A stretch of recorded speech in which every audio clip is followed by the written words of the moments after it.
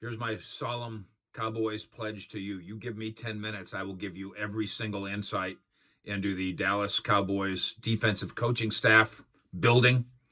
Not just Mike McCarthy on down, but Jerry Jones, the Joneses, Will McClay, and Mike McCarthy on down. Mike Fisher reporting from Frisco, home of the Dallas Cowboys. And let me walk you through this step by step, bit by bit. You may want to take notes at home because this is going to happen fast. Today, Monday, this is Dan Quinn's second interview. I have no idea what Bristol's talking about by saying it's his first. They're wrong. Dan Quinn, along with two other candidates, interviewed virtually over the weekend, as many candidates for a lot of these jobs have, higher and lower than defensive coordinator around the NFL. Monday's meeting will involve the Joneses. Now, this is something that I told you about a couple nights ago, that the front office will be involved in this.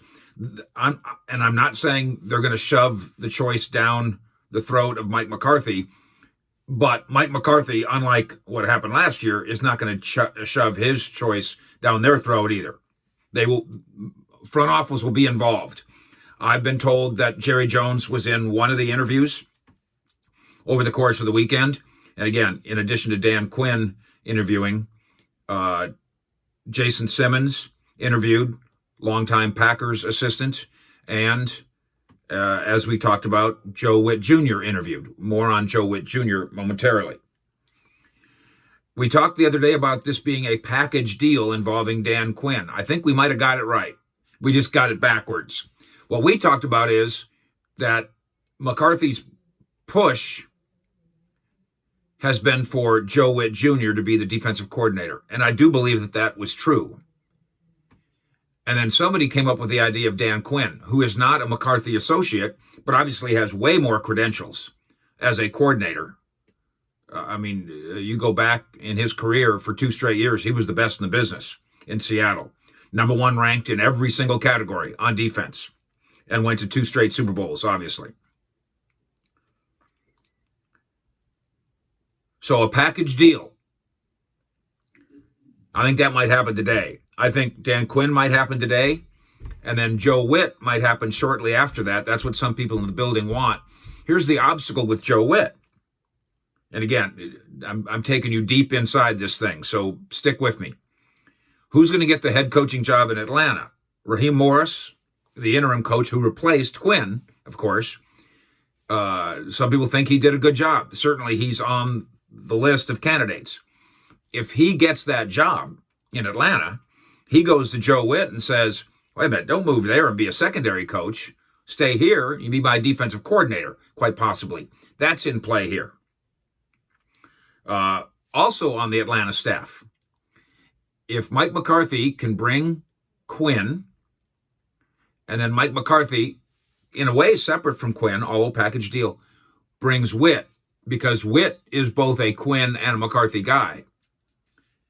Can Quinn then say, well, I'd like to bring a defensive line coach, because along with the dismissal of Mike Nolan, Jim Tomsula is out. And assuming the Cowboys say yes to that, Tosh Lupoi, Lupoi, is the defensive line coach in Atlanta. He like Witt, who had the pass coordinator secondary title, Lupoi has the title of run game coordinator, in addition to being defensive line coach. On his resume also, Lupoi's resume is he was at Alabama on that coaching staff for 5 years, and you know what this organization thinks of Nick Saban guys. Certainly, we're looking at a return to a 4-3. We're certainly looking at people to run the secondary who have experience as teachers. This did not work last year in terms of teachers. We told you this in week 3, that players were starting to say, they seem like nice guys, but I don't think they know what they're doing as teachers. That's Al Harris and Mo Lindquist. Again, no offense to them. We might wake up 10 years from now and Mo Lindquist is the head coach winning a Super Bowl. But right now, this didn't work.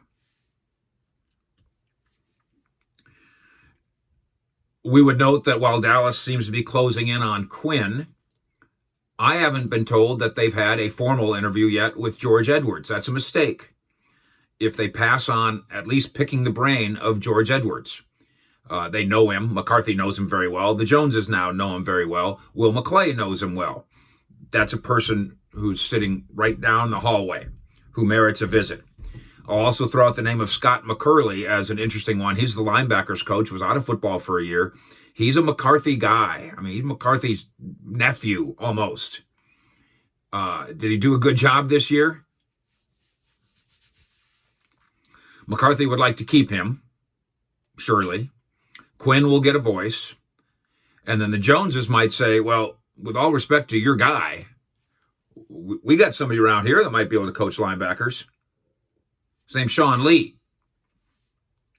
Speaking of former players, the Cowboys, at least most people in the building, would like Leon Lett to stay on as a defensive assistant as well. You know that Dan Quinn was the head coach of the Falcons from 2015 to 2020. You know that it did not end well. He went 0-5 to start this year. Included in that bad run was the watermelon kick game, where his coaching staff looked embarrassed. But also included that stint is a pair of playoff runs and a Super Bowl appearance in 2016. These are good credentials for a defensive coordinator. The 4-3 thing is also helpful because we don't have to reteach it. We're just going to go back to what we did. And if we end up spending a lot of time on WebEx meetings trying to install our defense, it'll be a defense that most of these people already know. It might be the death of the idea that, hey, let's be super multiple. And here's what happens. If you're super multiple and it works, you're the Patriots and you go to the Super Bowl. If you're super multiple and it doesn't work, it was confusing. Same thing with the simplicity of Rod Marinelli's work. Monty Kiffin, super simple. Somebody told me the other day Monty Kiffin had 4 calls on defense. That's terrible if you lose. But he probably did that in Tampa Bay when he was there. He probably had 4 calls in Tampa Bay, and they won a Super Bowl. So it's all about the result. It doesn't matter what you do or how complicated it is. We play a lot of, cover 3. We blitz. We don't blitz. There's no right answers here. The only right answer is, did it succeed? What the Cowboys did last year did not succeed, using mostly the same players from the previous year when it was a fairly simple 4-3 defense, and they were a middle-of-the-road defensive group. Had this year's team been middle-of-the-road defensive group, they probably would have won the division, even without Dak Prescott. Jason Simmons is, I think, a backup plan to Witt. What if Witt gets the job in Atlanta as defensive coordinator, therefore turns this one down? And listen, he'll know. He can talk to people in Atlanta, and he can talk to Raheem Morris. Are you really a candidate to be the head coach with the Falcons? If that happens and Witt stays there, then Jason Simmons is a guy in play. Jason Simmons at 5'9", played in the league for 10 years as a special teamer, then went to Green Bay and elevated himself up as a coach working under McCarthy. At age 41, I think Witt, 41, 42, both Witt and Simmons are 41, 42. And they've been coaching now for a decade. I think that helps. I've seen somebody say, well, how about if George Edwards stays on the staff as the linebackers coach? That'd be a coup for Dallas. I mean, he'd be terrific. George Edwards graduated, I believe, from Duke. And somebody told me he's as smart and as good a teacher as they've got in that building. Across the board, top to bottom. So I would love to have them find a way to retain George Edwards. Maybe he just stays senior assistant and helps. That's possible. But he'd be a great linebacker coach. Maybe that's a little beneath him. Where he's at. I am not aware that they've done anything with Marvin Lewis. Marvin Lewis may have told them, listen, I'm getting paid $1 trillion to play golf in Arizona with boosters. I'm fine the way I am.